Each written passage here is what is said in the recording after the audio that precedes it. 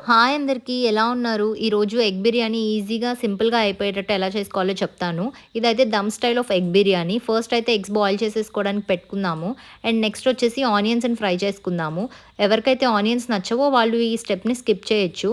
And ఆనియన్స్‌ని ఎంత సన్నగా వీలైతే అంత సన్నగా కట్ చేసుకోండి. నేనైతే లాస్ట్ టైమ్ కొంచెం లావుగా కట్ చేసుకున్నాను. అందుకనే నాకు సరిగ్గా రాలేదు అనిపించింది. ఈసారి చాలా థిన్‌గా కట్ చేసి మీడియం ఫ్లేమ్‌లో పెట్టి ఫ్రై చేసుకున్నాను. చాలా క్రిస్ప్‌గా వచ్చాయి.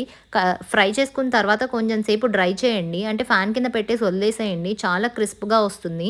అండ్ నెక్స్ట్ అయితే మసాలా కోసం ఆనియన్స్ అండ్ టొమాటోస్ అండ్ మిర్చి కట్ చేసుకున్నాను.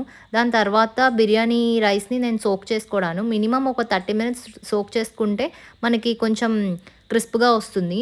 అండ్ బాయిల్ చేసుకున్న ఎగ్స్‌ని ఇలా ఆల్రెడీ ఆనియన్స్ ఫ్రై చేసుకున్నాం కదా! ఆ ఆయిల్‌లో ఇలా ఫ్రై చేసుకున్నాను. ఈ స్టెప్‌లో మీరు కావాలంటే ఉప్పు మిర్చి యాడ్ చేసుకోవచ్చు. నేనైతే అవేమి యాడ్ చేసుకోలేదు.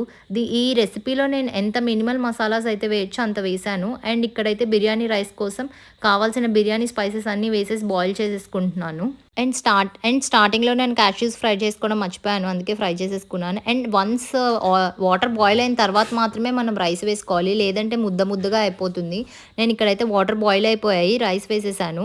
అండ్ దీన్ని 90% కుక్ చేసేసుకోవాలి. నేనైతే కుక్ చేసేసుకొని కొంచెం సేపు ప్యాడ్ డ్రై చేస్తాను. ఎందుకంటే రైస్ ఒక్కదానికొకటే అతుక్కోకుండా ఉంటుంది. అండ్ నేనైతే most of the time India గేటే యూజ్ చేస్తాను. నాకెందుకో ఇండియా గేట్ వాడితేనే ఫ్లేవర్‌ఫుల్‌గా అనిపిస్తుంది. మీరైతే ఏదైనా వాడొచ్చు.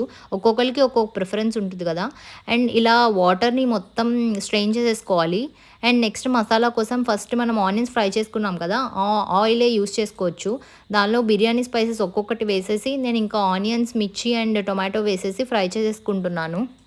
అండ్ ఈ మసాలాస్ అన్నీ వేసి నేనిక్కడ ఈ రెసిపీలో ఎంత తక్కువ స్పైసెస్ వీలైతాయో అంత తక్కువ స్పైసెస్ వేశాను. పసుపు అండ్ సాల్ట్ వేశాను. దాని తర్వాత కొంచెం జింజర్ గార్లిక్ పేస్ట్ వేశాను. అండ్ నాన్ వెజ్‌లో అంటే ఎగ్‌లో అయినా సరే బిర్యానీ అంటే జింజర్ గార్లిక్ పేస్ట్ తప్పకుండా కావాలి. కొంచెం కర్డ్ వేశాను. అండ్ కొంచెం మిర్చి వేశాను. ఆల్రెడీ మనం మిర్చి వేసుకున్నాం కాబట్టి చూసుకొని వేసుకోవాలి.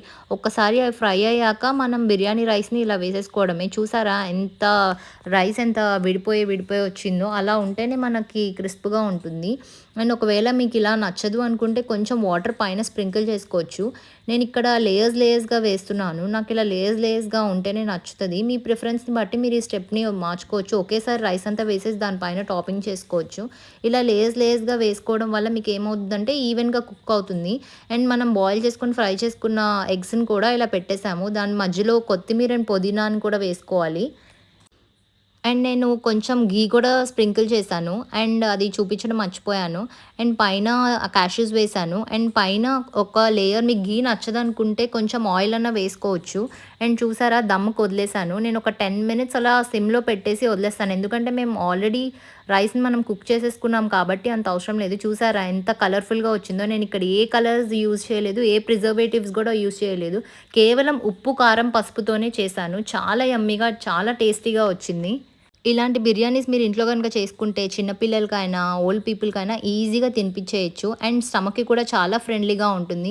మాకు ఫ్రైడ్ ఆనియన్స్ నచ్చదు అనుకున్న వాళ్ళు ఆ స్టెప్‌ని స్కిప్ చేసేయొచ్చు.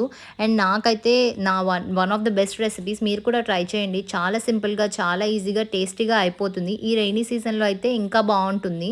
అండ్ ఇలాంటి వీడియోస్ కోసం మా ఛానల్‌ని లైక్ చేయండి, షేర్ చేయండి, సబ్స్క్రైబ్ చేయండి. మీకు ఇంకా ఏం రెసిపీస్ కావాలో కామెంట్‌లో చెప్పండి. అండ్ మీకు కనుక నచ్చినట్టయితే